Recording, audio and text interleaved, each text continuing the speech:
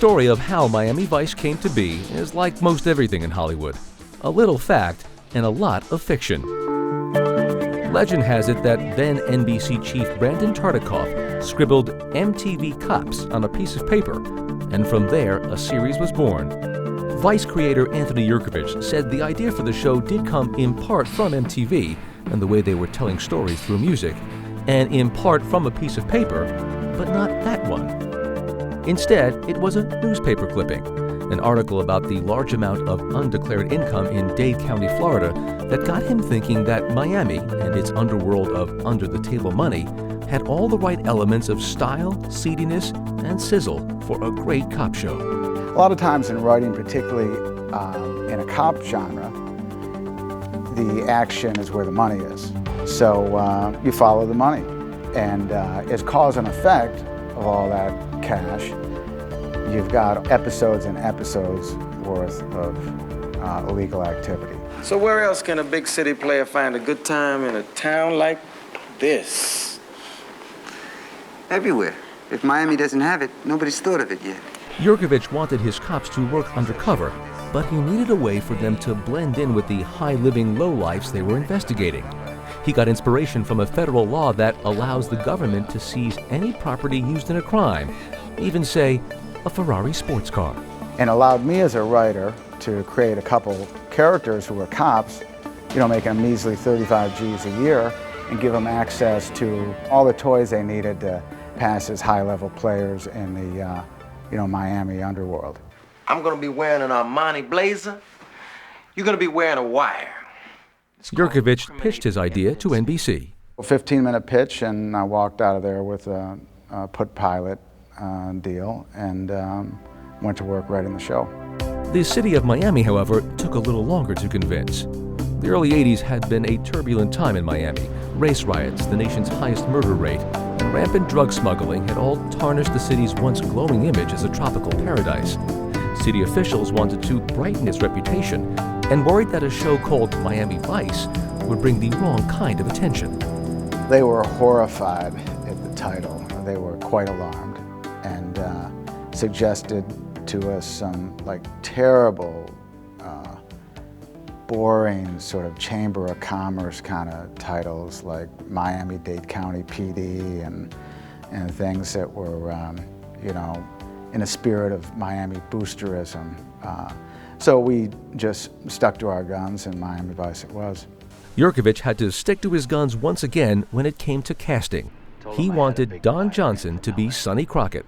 NBC wasn't thrilled with the idea. They explained to me that Don had done 6 failed NBC pilots before, and they would, just as soon have Don Ho or Don King play Crockett than Don Johnson.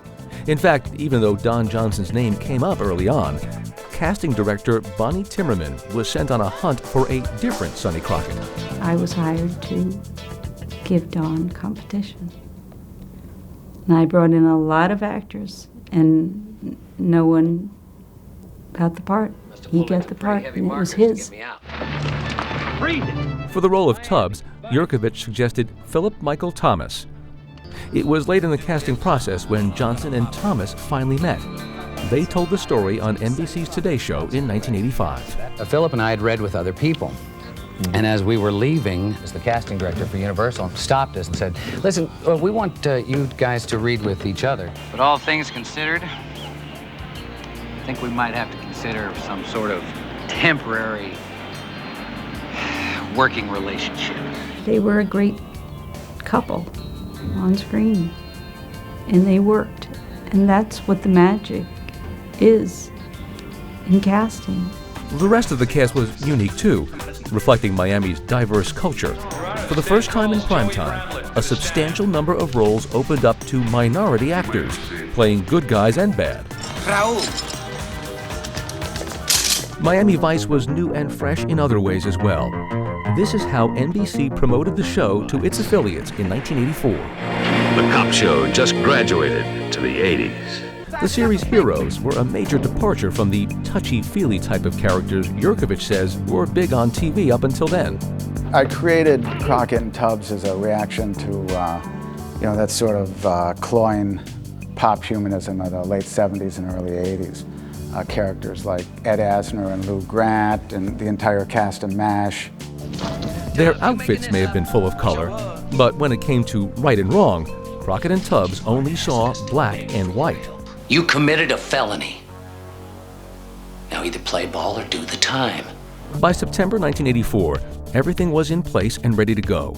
But NBC scheduled the show at 10 o'clock on Friday nights, back then a deadly time slot. We weren't initially happy at all with a Friday time slot, you know. That's not a good time slot typically. The show entered the night's lineup with low expectations. CBS had built a Friday night dynasty with Dallas and Falcon Crest. Besides, Vice had tested poorly in audience research, and Madison Avenue considered it the network's weakest link. After a strong pilot showing, the show sank to 41st in the ratings. It seemed that two pastel-colored cops might be quickly muted by the CBS Blue Bloods. I think we made an error in judgment here. The show made some adjustments and got more serious. Gone were comic elements like Crockett's pet alligator Elvis, and producers brought on actor Edward James Olmos, who replaced Gregory Sierra as the department lieutenant. Olmos' Lieutenant Castillo could not have been more serious. Don't ever come up to my face like this again, Detective. By the time summer reruns hit the air, it was clear that the cast, crew, and creators of Miami Vice had done their jobs. Things had turned around. The show was ranking among the top 20, and it was just starting to heat up. By the start of season 2, Miami Vice had arrived. Other networks had lookalike shows, and as this segment taped by Michael Talbot for a local Miami station shows, it was almost impossible to find anyone watching the competition. Somebody's got to be watching Falcon Crest. All these people can't be watching Miami Vice. Miami Vice remained on the air for 5 seasons. The series that some thought didn't have a chance remains today one of television's most enduring favorites.